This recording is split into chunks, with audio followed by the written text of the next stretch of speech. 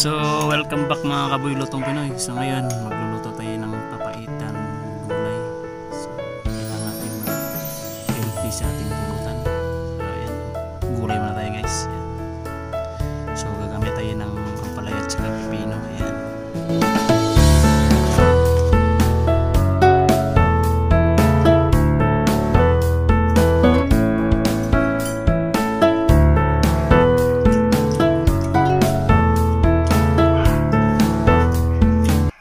So yan guys, kapag kumulo na yung tubig, ilagay na natin yung ampalaya. Tapos mga 3 minutes lang guys, yung half cook lang siya pagkaluto. So yan, pagkatapos sa mga 3 minuto, so yan ang itsura niya guys. So yung half cook lang siya pagkaluto, yan, yan. So ayan na guys, yung pipino natin guys, so manipis yung pag-slice natin. Tapos yung ano na ampalaya natin yan, ano na natin siya sa kumukulong tubig. So mag-slice muna tayo ng mga ingredients natin. So masarap kasi yan pag maanghang guys eh. Tapos kamatis, yan lang. Depende na sa inyo guys kung lagay nyo ng maraming sili or sakto lang. Pag hindi nyo gusto yung may sili, huwag nyo lagyan guys. Yan.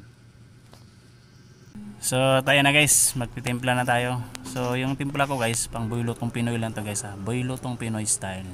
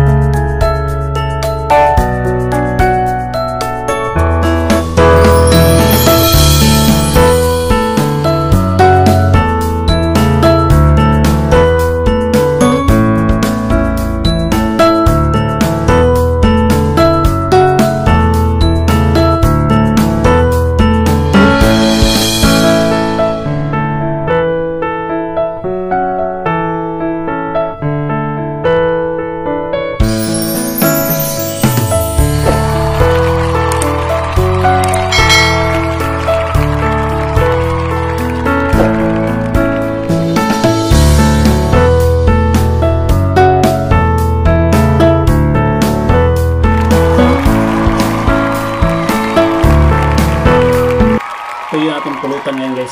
So medyo mag-iba tayo ng pulutan kasi medyo inom kasi ano yan eh, medyo makasira yan sa ating health. Ito pang healthy ito eh, kaya medyo kinakalaban din konti. Bisyo natin yung mag-inom eh, di ba? So tikman na natin ating super pulutan na tinatawag natin papait.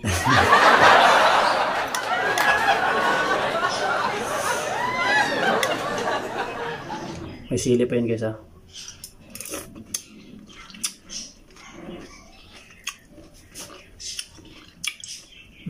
Up.